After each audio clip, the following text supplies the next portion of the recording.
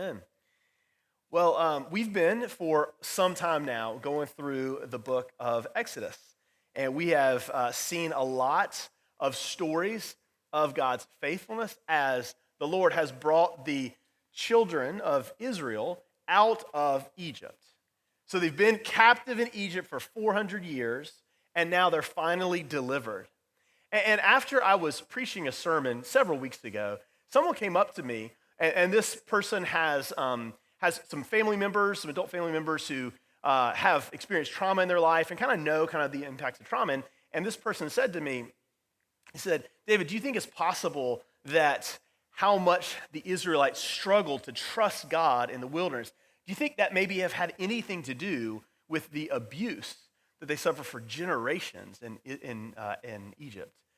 And I was like, wow, that was so insightful. Now, on the one hand, because the text doesn't, make a whole lot of that possibility. I don't want to build an entire new theology around that possibility. But as we know, the way that the Lord has created us as human beings with emotions and experiences, we do know how people tend to respond in traumatic circumstances. And you may have experienced this yourself if you've suffered. Let me give you an example. All right, if you've ever been in a really toxic relationship where there is abuse going on of some sort, you can get out of that relationship and you can enter into a new relationship, but the level of trust you're going to have is going to be impacted, right? In some senses, we carry trauma with us. And the events of the past have an impact on how we experience the present. Now that's not, it's not ultimate, right? The Lord can work through that and change us and give us all kinds of wonderful healing and redemption and growth, but our past impacts us. And I was thinking about that for the Israelites, because one of the themes that we've noticed, if you've been with us for a number of weeks, is that over and over and over again, the Lord provides for the Israelites everything they could possibly imagine. We're going to talk about that in great detail in our sermon today. He provides for the Israelites, and yet again and again and again, the Israelites don't seem to be able to receive that provision, or at least receive that provision in a way that changes their outlook in the future.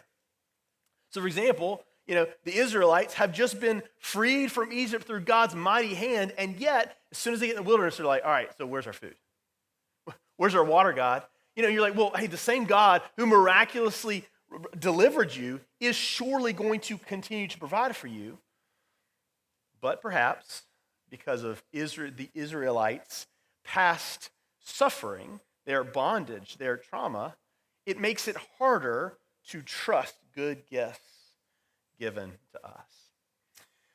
What I want to do today as we get into the passage of Exodus chapter 17 is we're going to see yet again God's faithful provision. And I think this shows us so much about the God we serve. Because the God we serve is not a God who, after we have failed once, twice, a dozen times, 100 times, he's not a God who says, all right, my children, I'm done with you. You're out of the family. That's not the kind of God we serve. As we see through the Israelites, God is patient with them. He's long-suffering. And as they, time and time and time and time again, struggle to trust God, he says again to them, my children, my child, I've got another provision for you. Let's look at this today. First of all, we see that Israel, after they have come out of Egypt, we see after they have been delivered, crossed the Red Sea, the Egyptian army's been crushed, God's provided them water, God's provided them manna, God's provided them quail, again and again and again, yet more challenges come their way.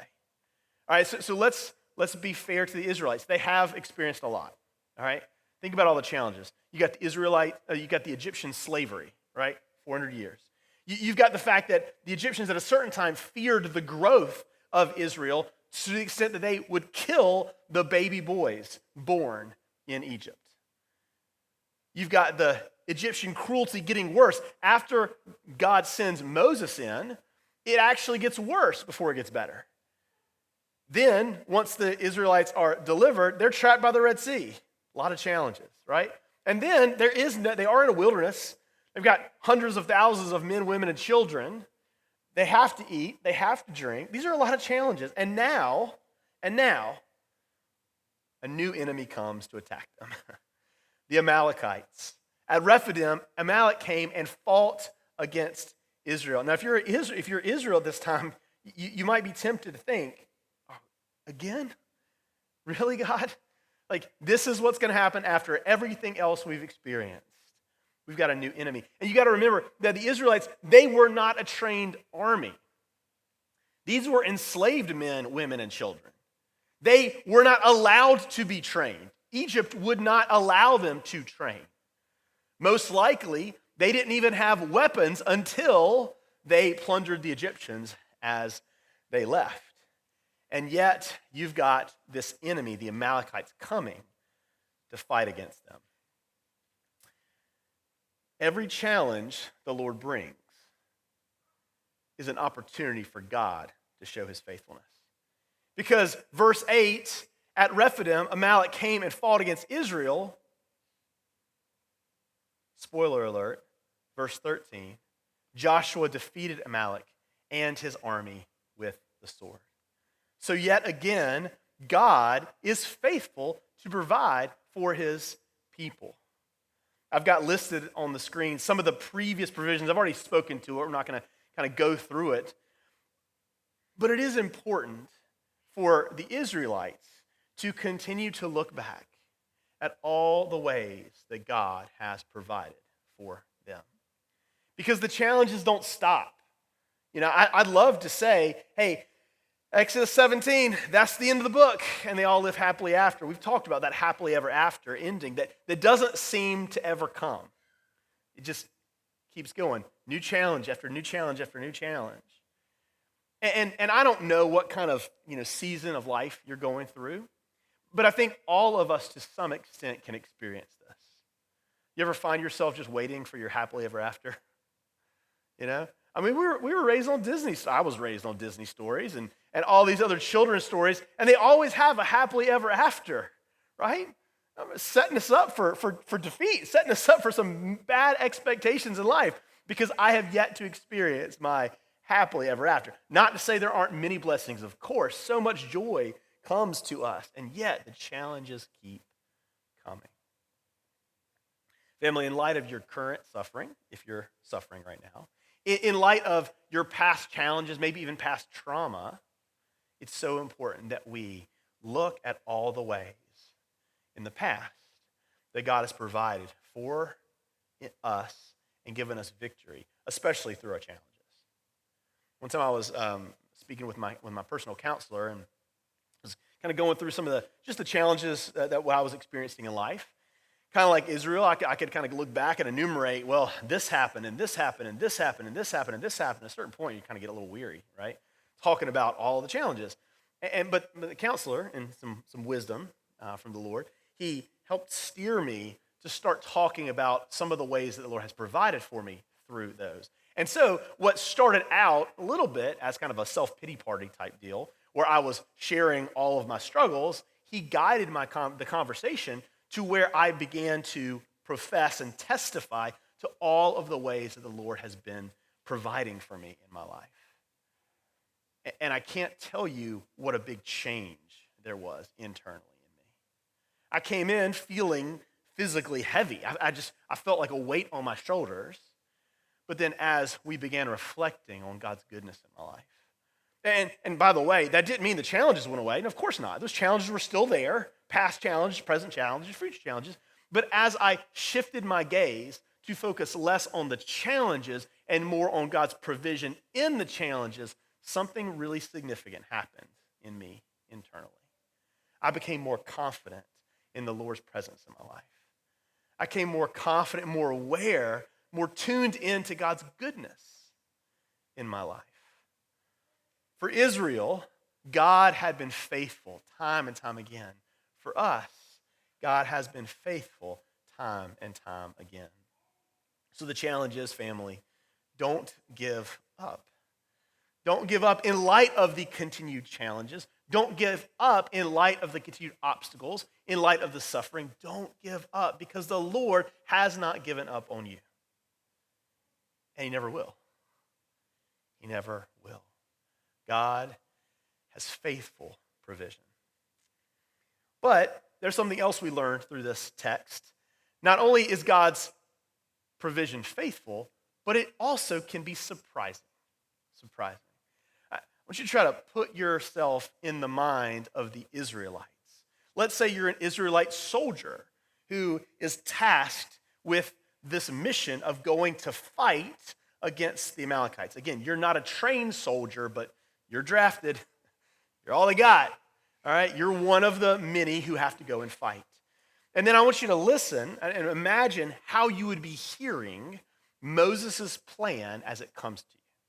All right, verse 8. At Rephidim, Amalek came and fought against Israel. Moses said to Joshua, right? And so surely in hearing of some of the men, and then Joshua goes and tells the soldiers, here's the plan. Select some men for us and go fight against Amalek.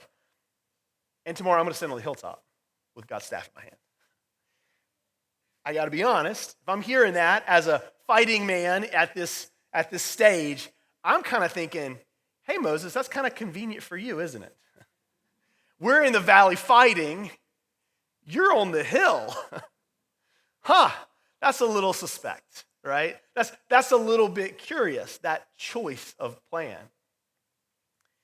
The reality is, as we've already jumped ahead, and if you were paying attention to the reading that Miss Denise read earlier, you know how it ends. In fact, the Israelites do succeed in defeating the Amalekites. So the plan works, but at this moment, if you are frozen in time in this moment, you don't know that.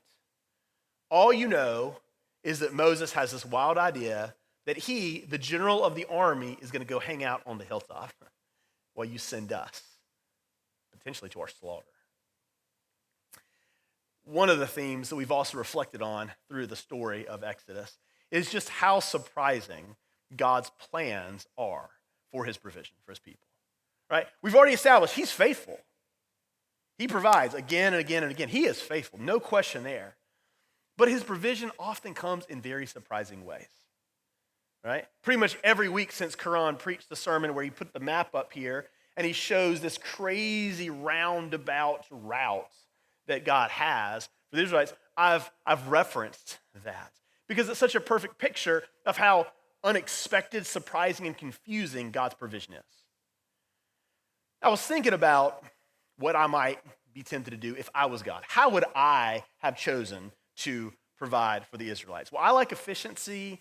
I like simplicity. So probably what I would have done, first and foremost, is I would have drawn that straight line, right? Now, God explains why he didn't, because he was afraid that the Israelites, if they encountered enemies too quickly, which they were sure to do on the straight line journey, they would be terrified and they would run back, all right? Granted. But also, he probably could have bolstered the strength and the faithfulness of the Israelites. He could have calmed their fears. And that's probably what I would have done. Just go the straight route. It's simple, right?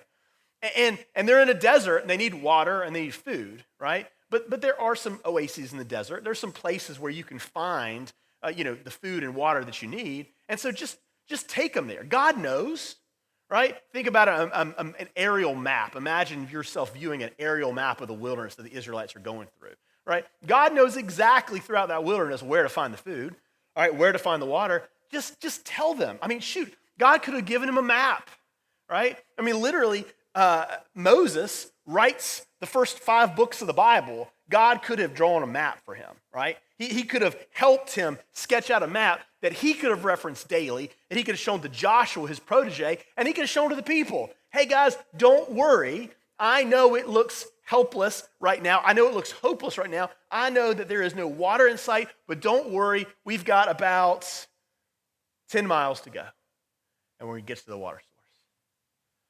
Probably what I would have done, right?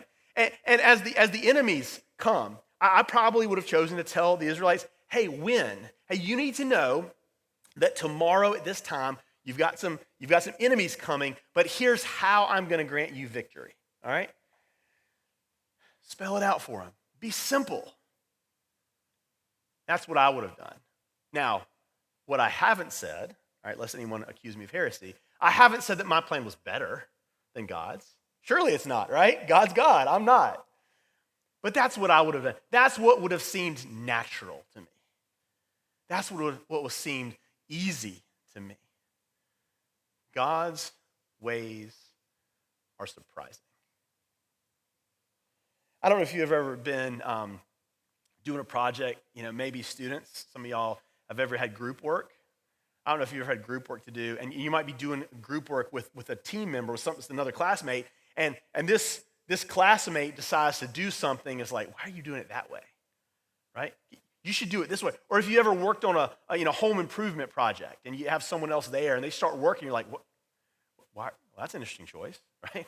That's not the way I would have done it. Or if you're a parent or a grandparent, or if you've ever tried to tutor kids these days, you know that the way they do math right now, man, is nothing like the way we used to do it, all right?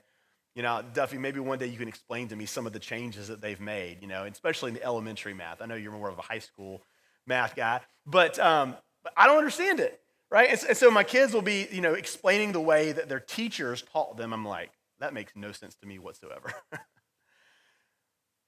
think oftentimes when we see God's plans in our lives, it's not that the provision is missing. It's that the provision in the way we expected it is missing.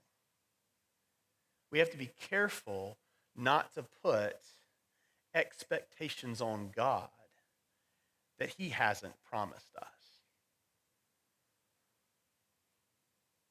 And so, family, the challenge that I think that we should all receive is don't be deceived when we don't see God's provision the way we think it should appear.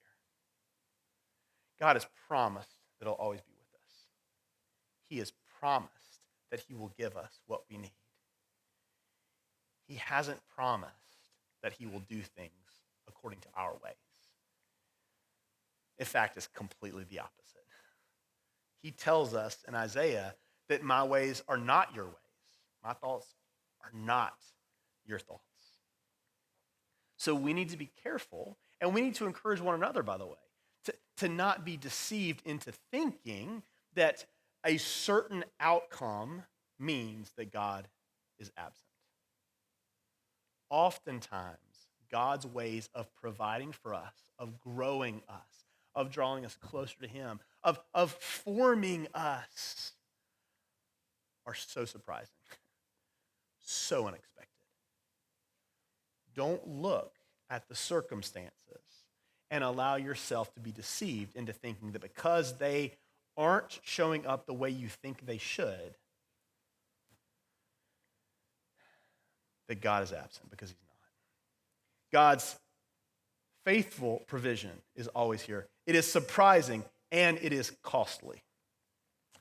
Verse 10, Joshua did as Moses had told him and fought against Amalek. And when Moses, Aaron, and Hur went up to the top of the hill, while Moses held up his hand, Israel prevailed. But whenever he put his hand down, Amalek prevailed. When Moses' hands grew heavy, they took a stone and put it under him, and he sat down on it. Okay, so God's provision does not promise us the absence of pain. Okay? God's provision does not promise us the absence of pain. In fact, again, quite the opposite. He promises us that, Jesus says, if you're going to follow me, you have to die to yourself. If you're going to follow me, you got to deny yourself daily. If you follow me, you got to take up your cross. Jesus' provision, God's provision, is costly. It was for the Israelites in the valley when they were fighting, right? Again, we see this story, and this story is told to us in about 9 verses, right? So it's a very simple story, but as a pastor preached one time, I was listening to him preach the story, he pointed out, men died in the battle. It says whenever Moses, left his hands fall, he's holding his staff, and he left his hands fall, the Amalekites started prevailing. Soldiers were wounded, likely died in this. It was costly. It was not painless, it was costly. And while I already gave Moses a hard time for going up on the hill while they're fighting in the valley, it was costly for Moses too, right? Now, it feels like maybe there's not an equal cost, equal pain here, but Moses had to hold his staff up for hours as the battle raged below him. Now, I was kind of curious to know, like, all right, how difficult would this be? Now, I think that Moses' staff was probably quite a lot heavier than this mic stand, but and I'm not going to do this right now, but just to demonstrate. I actually, in preparation for the sermon, I was like, I wonder how hard would it be to kind of hold up this mic stand, and so I kind of got my stopwatch out, and I started timing myself as I held this out. And I got to tell you, after about 30 seconds, I started feeling it. I was like, okay, And look, I'm not ever claiming to be the most in shape athlete in the bunch, not it. But I'm not weak either, right? After 30 seconds, like, okay, I can feel my muscles a little bit. Kept going. After a minute, I was like, okay, muscles are a little bit tight.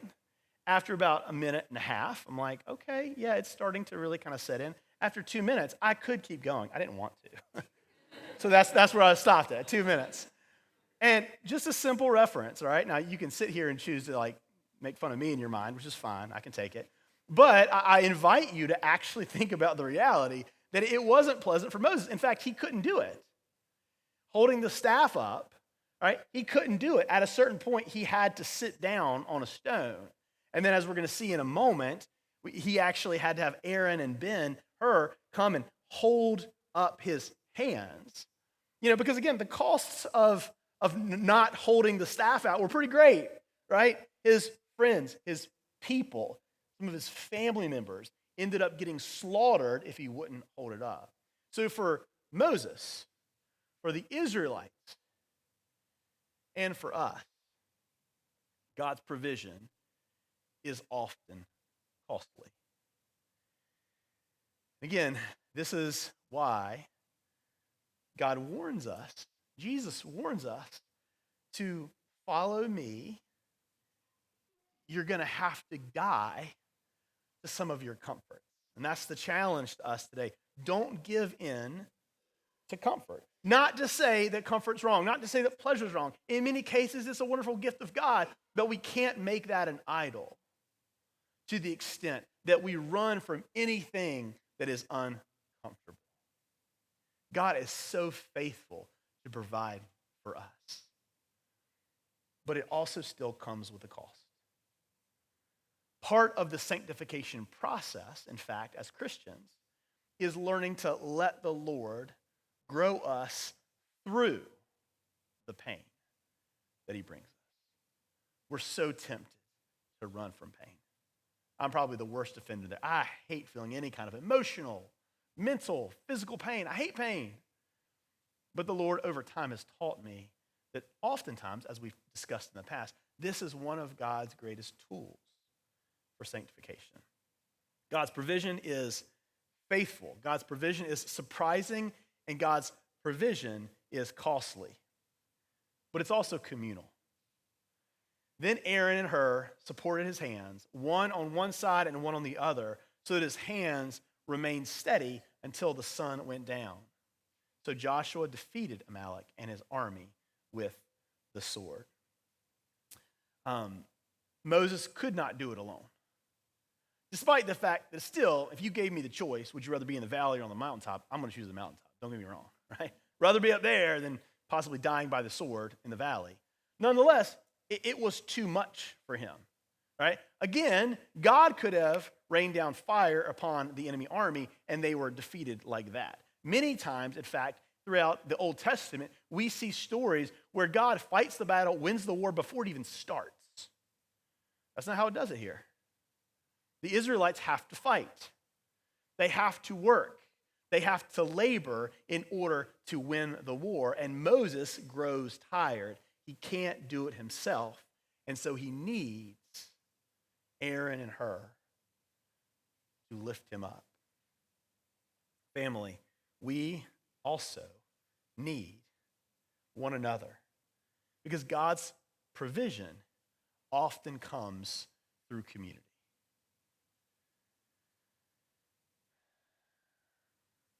Whether it's financial needs, whether it's mental health needs, physical needs, relational needs, you need your church family. The Christian life was never designed by God for it to be a solo event. Christianity is a team sport. And at our times of greatest need, we need to lean in more and trust more our brothers and sisters and reach out more. And I know from firsthand experience how counterintuitive that is. Some of the times when I'm hurting the most, I want to withdraw the most. But let the Lord remind you through this story to trust him and trust his family that he's given you. And family, I'm going to be first to tell you, it's not perfect. We're not perfect. And yet, if you rely upon your church family, sometimes you get hurt, not helped. I'd love to tell you that that's not the case, but sometimes you get hurt. Sometimes you get offended. Sometimes you get let down. And yet, just because you are hurt sometimes doesn't mean that you can't be healed at other times. Keep relying on your church family. God's provision, it's faithful, it's communal, it's costly, it's surprising. And it's interesting, at this story, at its end, as is often the case, God wants the Israelites to commemorate what's happened here. Verse 14, the Lord said to Moses, "Write this down on a scroll as a reminder and recite it to Moses. I will completely blot out the memory of Amalek under heaven." And Moses built an altar and named it, "The Lord is my banner." And he said, "Indeed, my hand is lifted up towards the Lord's throne. The Lord will be at war with Amalek from generation to generation." Family, again, it's so important that we remember what the Lord has done. That's one of the reasons why we come to church week after week after week. Many of you have been in church for years and years and years, maybe decades. Some of you have been in church longer than I've been alive, right? And yet we still need the reminders because we're so quick to forget. And we're so quick to build up walls from our past suffering and in cases past trauma to where we don't want to let anyone, including the Lord, in. And so we need to be reminded, yet again, you're a child of God. Yet again, you're forgiven through Jesus Christ. Yet again, God is present with you. Yet again, God has a purpose for the pain that you're experiencing. Yet again, he's with you and he loves you. Family, we need to remember. But this brings us to the most important point. Jesus fights for you. Exodus 14:14, so this is going back several chapters. God says to Moses and the Israelites, "The Lord will fight for you, and you just need to be quiet." The Lord fights for you. Because if we read the book of Exodus through a New Testament lens, so what happens is oftentimes in the New Testament, what the Lord will do is to say, hey, I want you to look backward at these stories, and I want you to look at them through the lens of Jesus Christ. Because whereas the Israelites did not know about the specifics of God's future provision through Jesus Christ, we do. We do. And so now we can look back as Hebrews does, basically the whole book of Hebrews is looking back and retelling the Old Testament story through the lens of Jesus Christ. So, for example, Moses is referred to as a foreshadowing of Jesus Christ. Jesus is the better Moses. So the things that Moses do, the things that he does, throughout the story, that is a representation. It's a foretaste of what Jesus does for us in a better way. So think about it. You're in the valley. You're fighting the war, right? And you've got your sword and shield, presumably. You're hacking and defending and, thrusting and all the other things you do. I don't know. I'm not a sword fighter. I don't know the specifics of it. But you're fighting the war, right? Sort of. But actually, it doesn't depend on you. You have a role, but don't be deceived. You're not winning the war. That's Moses' job. It's Moses' work, his sacrifice. It's his job to fight the battle for the Israelites. In some ways, this reminds me of another Old Testament story, the story of David fighting Goliath, the story that most of us have heard even from a child. And sometimes we get that story twisted, and we start thinking, oh, we're David in the story, right? Because we've all got our battles to fight. We've got our giants to fight and to conquer in our life. And of course, yes, we do. But again, when you look at the story of David fighting Goliath through a Christ-centered lens, what you see is that you're not David in the story. You're the Israelites on the story. Because the Israelites on the story, if you know the story, they're just cowering on the side. They're shaking. They're paralyzed with fear. They can't fight the battle because they are terrified of this soldier Goliath. And it takes a hero to come and to fight the battle for them. That's what David does. That's what Moses does. And that's what Jesus does for you. Family, the Bible is so clear. You can't fight the battle against sin on your own.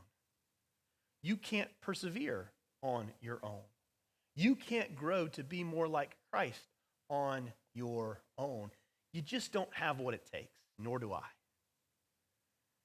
So the ultimate hope that we have in every page of Scripture, read rightly through a Christ-centered lens, every page screams at us our hope is found in nothing less than Jesus' blood and righteousness. The family, never forget that Jesus is on the hillside. He's fighting the battle for you. He's winning. He's winning. There may be times that it doesn't look like it, admittedly. There may be times that his provision is really surprising. But he's there. He's on the hillside with his arms raised out. You see scars in his wrists because he already fought the battle. And he won't stop now. So my prayer for you today is that whatever you're fighting against, whatever you're fighting with, whatever you're struggling, whatever makes it hard to get out of bed in the morning, I want you to, in your mind, picture Jesus on the hill. He's fighting for you. He's interceding on your behalf. He's at the right hand of the Father. He's mediating for you. When you find it even hard to pray, Romans 8 says he's praying for you. He's faithful. He's faithful. He's faithful. Let's pray.